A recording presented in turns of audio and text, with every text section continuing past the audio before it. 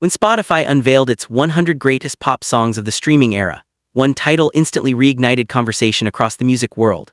Apt by ROSÉ and Bruno Mars. The collaboration didn't just make the list, it secured a spot among the most culturally defining records released since 2015. For Bruno Mars, it marked another milestone in a career that has quietly but consistently shaped the sound of modern pop. The newly released Spotify ranking highlights the 100 most impactful pop songs of the streaming era, based on cultural influence, longevity, editorial expertise, and global streaming data.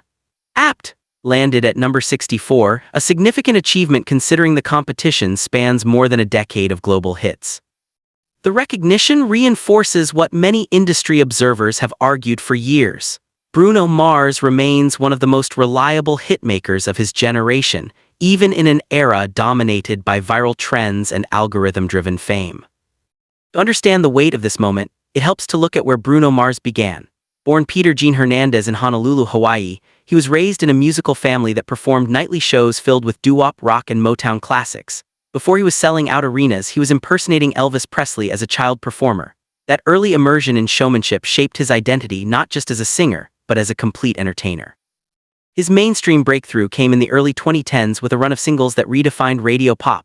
Songs like Just the Way You Are, Grenade, and later the global phenomenon Uptown Funk positioned him as a cross-generational artist. What set Bruno Mars apart wasn't just vocal ability, it was craftsmanship. He wrote, produced, arranged, and obsessed over sonic detail. In a music industry increasingly driven by speed, he embraced precision. That dedication became even more evident during his partnership with Anderson, .Paak in Silk Sonic, a project that celebrated 1970s soul with meticulous authenticity. The Grammy-winning album proved Bruno Mars was willing to slow down in order to move culture forward. It wasn't about flooding playlists, it was about honoring lineage. Apt feels like the next chapter in that philosophy, but with a modern twist. Released in October 2024, the track blends Bruno Mars' polished funk sensibilities with ROSÉ's sleek international pop aesthetic. Inspired in part by a Korean drinking game called Apichu, the song carries playful storytelling layered over tight production. Within months, it surpassed 2 billion streams globally, becoming one of the fastest collaborative tracks to hit that mark. Music critic John Caramanica of the New York Times recently noted, Bruno Mars operates with a deep respect for pop history, but he never sounds nostalgic. He sounds current. That's a rare balance. That balance is precisely what Apt captures. It feels global without losing its American pop core. Behind the scenes, producers describe Bruno Mars as intensely detail-oriented. A veteran engineer who has worked with him told Billboard he'll spend hours adjusting a snare drum, not because it's wrong but because it could feel better. That perfectionism has earned him a reputation as both demanding and brilliant. In an age where many tracks are assembled remotely, Bruno Mars often insists on in-room collaboration. Eye contact, real instruments, human chemistry. The Spotify recognition also underscores his adaptability. The streaming era has transformed the music business. Shorter intros, faster hooks, viral-ready moments engineered for social platforms, yet Bruno Mars has never chased trends outright. Instead, he folds them into his framework. Apt is catchy within seconds, but it still breathes musically. The groove unfolds naturally. The chorus lands without feeling forced.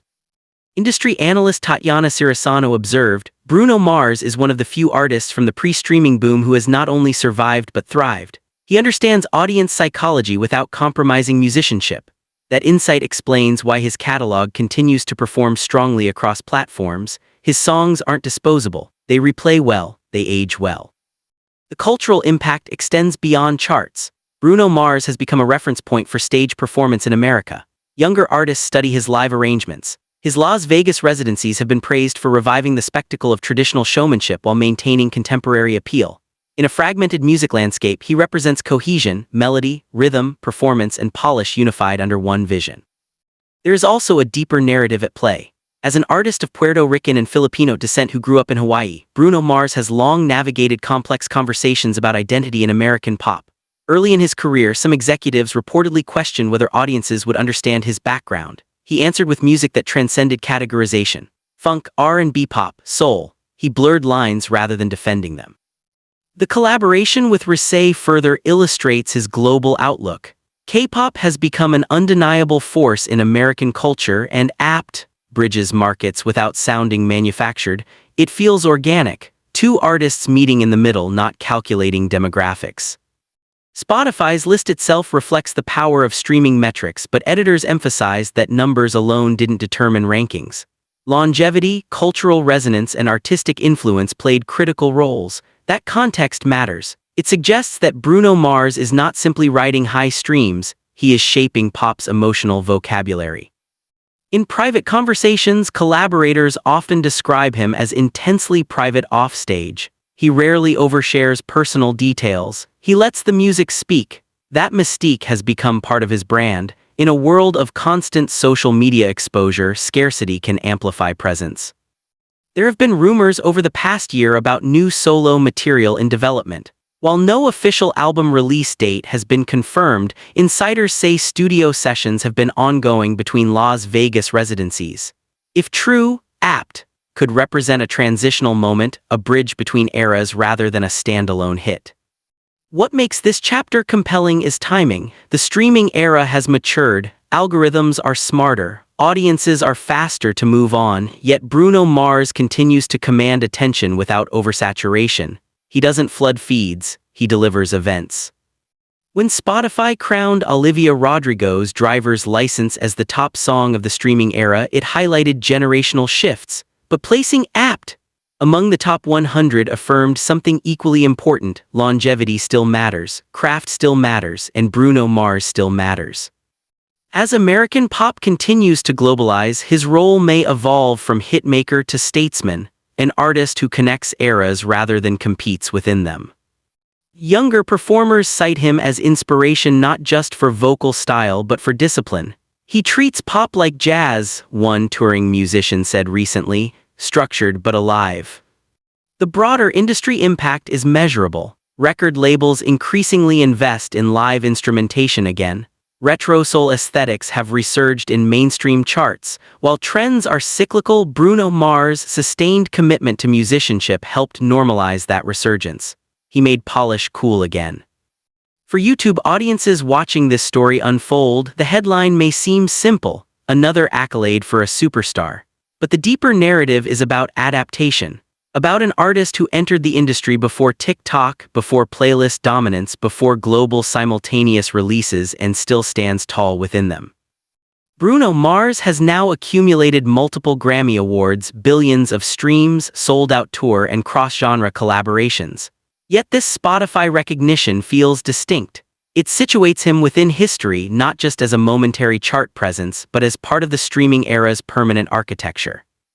As the industry looks ahead to its next evolutionary phase, AI-generated tracks, immersive concert technology, hyper-personalized listening experiences, one question lingers: where does Bruno Mars go next? If his past is any indication, he will move deliberately, quietly, then decisively.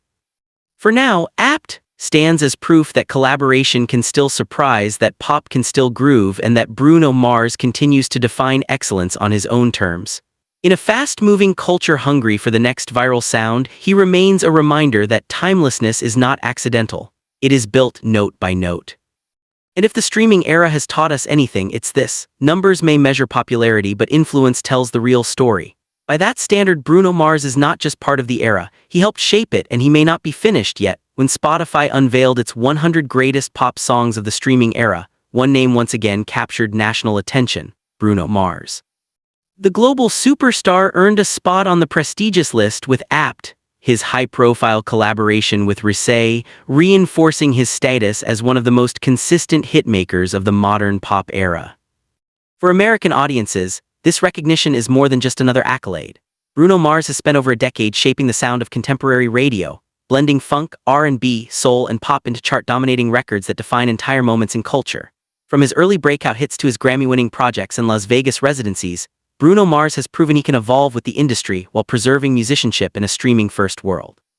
This latest milestone highlights how Bruno Mars continues to compete and win in an era driven by viral trends and fast-moving algorithms. It also raises a bigger question: what does longevity look like in modern pop music? In this video, we break down the impact, the numbers, and the behind-the-scenes story shaping this major moment. Watch now for a deeper look at why Bruno Mars still defines the standard in American pop culture.